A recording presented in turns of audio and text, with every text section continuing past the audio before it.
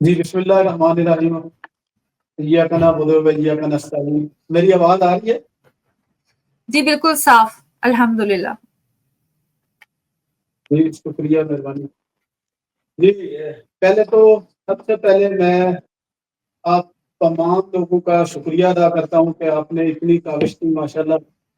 تو آپ کو سلوٹ ہے، مصیبت سلوٹ ہے. لیکن تو میں بات کا آغاز یہاں سے کروں گا کہ یہ میرا میسج ڈائریکٹ حافظ منیر صاحب کو ہے کہ ہم کو اس سے کچھ سبق سیکھنا چاہیے کہ میرے والدین ہجرت کر کے پاکستان آئے تھے.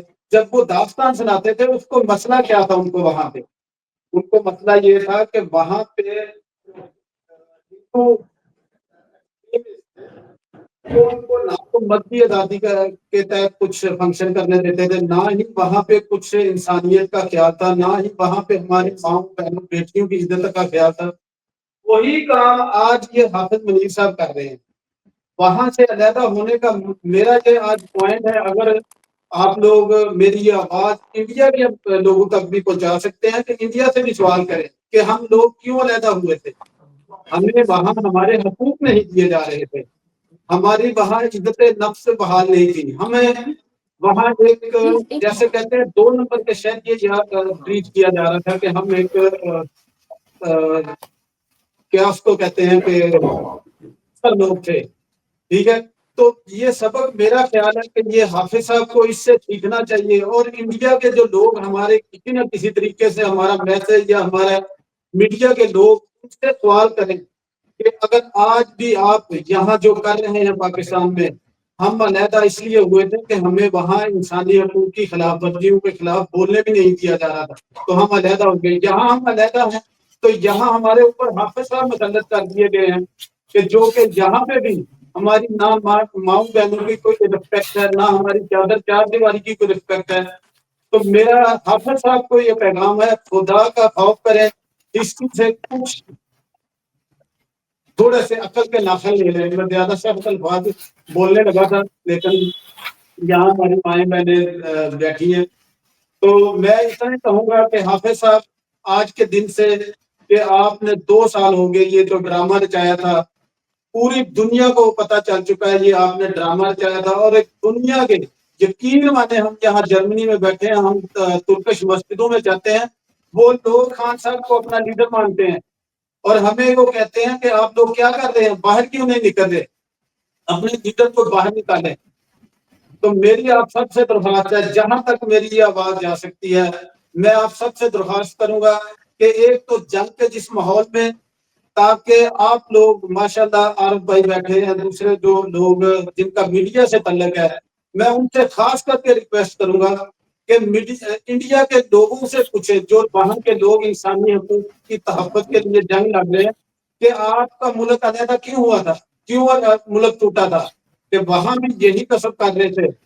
اس وقت کے ہندو یہی کام کر رہے تھے کہ ہمیں مارا جا رہا تھا، ہمیں کم تر سمجھا جا رہا تھا. اب حافظ صاحب نے بھی یہی کام پکڑ لیا ہے، تو ہمیں بتائیں کہ ہم کہاں جائیں، ہم کون سے پلیٹ فارم پہ اپنی آواز اٹھائیں. تو میری آپ سب سے درخواست ہے کہ جو بھی لوگ جہاں بھی ہو سکتا ہے، جیسے ہم ڈوزیئر یہاں اپنی امبیسیوں میں دیکھتے ہیں، کیا ہم انڈیا کی امبیسی کو یہ ڈوزیئر نہیں دیکھ کے دے سکتے کہ کیوں آپ کا ملک ٹوٹا تھا. اگر آپ 1974 سے پہلے 47 سے پہلے دیکھیں تو ہم اکٹھے تھے نا. اس کی ٹوٹنے کی وجہ یہ تھی کہ وہاں پہ پورا تھا، وہاں پہ کسی کی ریسپیکٹ نہیں تھی، کسی مذہب کو آزادی سے نہ نماز پڑھنے دی جاتی تھی. ہمارے بزرگ بتاتے ہیں کہ ان علاقوں سے ہم آئے ہیں جہاں ہماری تعداد کم تھی، جہاں مسلمانوں کے علاقے زیادہ تھے وہاں وہ کچھ نہیں کرتے تھے، کیونکہ ہمیں کم تھا. جو کم علاقے تھے جہاں کم مسلمان تھے وہاں ہمارے ساتھ زیادتیاں کی گئی. تو یہی زیادتیاں حافظ صاحب اب کر رہے ہیں. تو میری آپ سب سے درخواست ہے کہ اس آواز کو بھی اٹھائیں، انڈین امبیسی کو بھی ڈوزیئر لکھیں کہ آپ کے ملک ٹوٹنے کی وجہ آپ بتا دیں. ہمارا میڈیا اتنا کمزور ہے کہ ہم آپ تک کہیں پہ بھی کسی پلیٹ فارم پہ بھی ہم اپنی آواز نہیں اٹھا سکے. کہ ہم کم از کم انٹرنیشنل دنیا کو بتائیں کہ وہ انڈیا سے سوال کریں کہ آپ کا ملک کیوں ٹوٹا تھا، اور حافظ صاحب سے سوال کریں کہ اب آپ ملک کیوں توڑ رہے ہیں. جی میں اس کے ساتھ ہی اختتام کروں گا. پاکستان زندہ باد، عمران خان زندہ باد. آصف بھائی ایک بات کرنا چاہتے ہیں. آصف بھائی جی سوری، میں صرف ایک چھوٹی سی بات کرنا چاہوں گا رانا بھائی کے توسط سے کہ ایک بات جو ابھی پاکستان کے حالات ہیں، یعنی اس وقت جو ہم پہ ایک جنگ مسلط کر دی گئی ہے انڈیا کی طرف سے، تو انہوں نے ہمیشہ سے ایک کوشش کی کہ پاکستان پہ جنگ مسلط کی جائے. ہمیں پتا ہے اس کے پیچھے ہاتھ کس کا ہے. ہمیں یہ بھی پتا ہے کہ ہمارے خان صاحب کو اگر جیل میں رکھا گیا تو اس کے پیچھے کے ہاتھ کس کا ہے. ایک بات جرمنی کی طرف سے، پوری جرمنی کی پی ٹی آئی، پوری جرمنی کی پاکستانی جو جرمنی میں بستے ہیں، ان کی طرف سے پاکستان کو اور پنڈی کو یہ ایک میسج میں دینا چاہوں گا. سب ہم پاکستانی ہیں، ہمارا دل پاکستان سے دھڑکتا ہے. ابھی کے جو حالات ہیں اس میں ہم پوری طرح اپنے ان افواج کے ساتھ کھڑے ہیں جو کہ سرحدوں میں ہماری بقا کی جنگ لڑ رہے ہیں. ہم ان کے ساتھ دل و جان سے کھڑے ہوئے ہیں، لیکن ہم ویل فوکس ہیں اپنے خان صاحب کے اوپر کہ خان صاحب کو ہمیں چھڑا کے ہی دم لینا ہے. یہ کچھ بھی کر لیں، یہ اس حالات میں جو بھی فائدہ اٹھانے کی کوشش کرے کہ ہمارا شاید فوکس چینج ہو جائے. ہمارا فوکس چینج نہیں ہوا ہے. ہم اپنے خان صاحب کی رہائی کے لیے جس طرح کل اپنی جان تن من دھن سے بازی لگا رہے، اسی طرح ہم آگے بھی لگاتے رہیں گے. اگر یہ ان کی سمجھ میں اگر نہیں آتی بات تو میں یہ صرف کلیئر میسج دینا چاہتا ہوں جرمنی کی طرف سے کہ ہم ابھی اپنے خان کے لیے اسی طرح فوکس ہے کہ ان کو جلد سے جلد رہا کیا جائے تاکہ پاکستان کی قیادت کرنے والا ایک لیڈر باہر آئے جو کہ پوری دنیا میں پاکستان کا مقدمہ لڑ سکے. بہت شکریہ.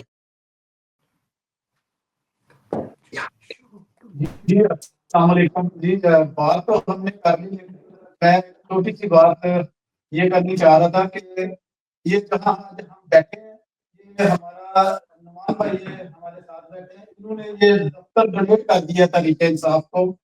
جی وہ نظر نہیں آ رہے ان کو، ذرا اگر آپ جو ہے کیمرے کے ساتھ لے آئیے پلیز. یہ بھائی نمان آئے ہیں تو ان سب کے لیے میری درخواست ہے تعلیم جائیں تاکہ لوگوں کو پتا چلے کہ لوگ ماشاء اللہ آگے آ رہے ہیں.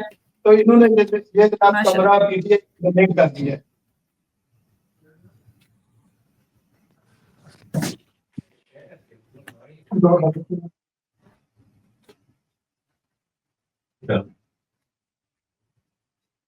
جی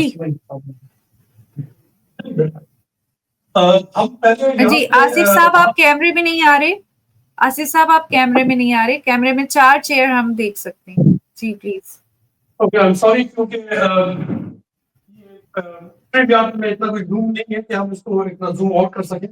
لیکن میں نے جس طرح سے بات کی تھی ہم دوبارہ 9 مئی کی توسط سے یہ بات پوری دنیا کو خاص طور پہ پاکستان میں اسٹیبلشمنٹ کو واضح کرنا چاہتے ہیں کہ 9 مئی ہم نہ بھولے ہیں نہ ہم بھولنے دیں گے.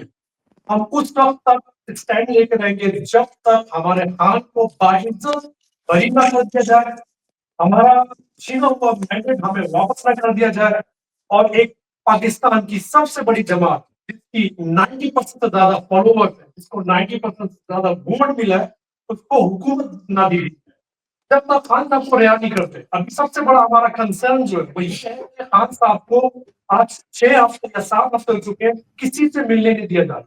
ہمیں پتا ہے کہ خان صاحب اللہ کا کرم ہے کہ وہ خیریت سے ہے، لیکن ان کو ملنے نہیں دیا جا رہا. اور اس کے بعد یہ جو فالس فلیگ جو آپریشن انڈیا کی طرف سے شروع کیا گیا اور جتنے بھی ڈرونز ہماری سرحدوں کو پار کر کے ہمارے شہروں میں گھسے اور وہاں پہ ان کو مار گرایا گیا، یہ جو میسج ہے یہ گل صاحب کی بار بار ریپیٹ کر رہے ہیں کہ یہ جو میسج ہے یہ میسج ہمارے لیے دیا جا رہا ہے کہ ہمارے لیڈر کو خطرہ ہے.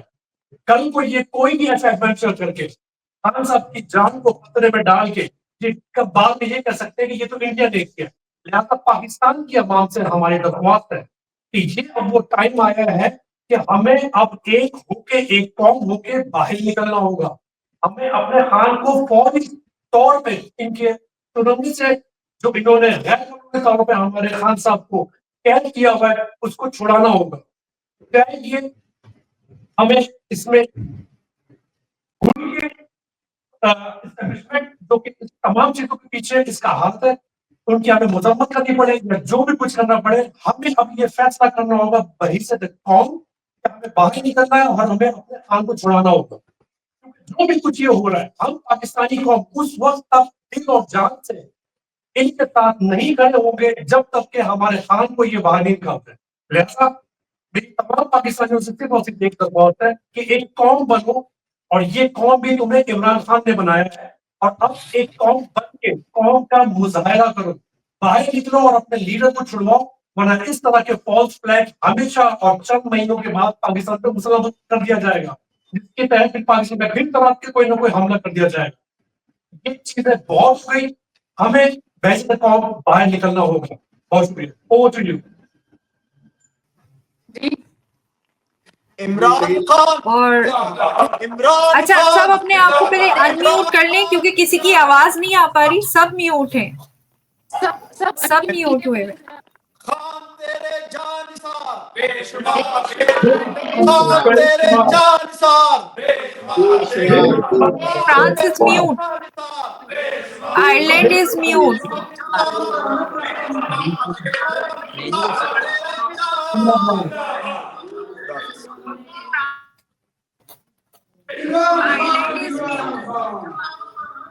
الله أكبر الله أكبر أشهد أن لا إله إلا الله. کون بچائے گا پاکستان, میری پہچان.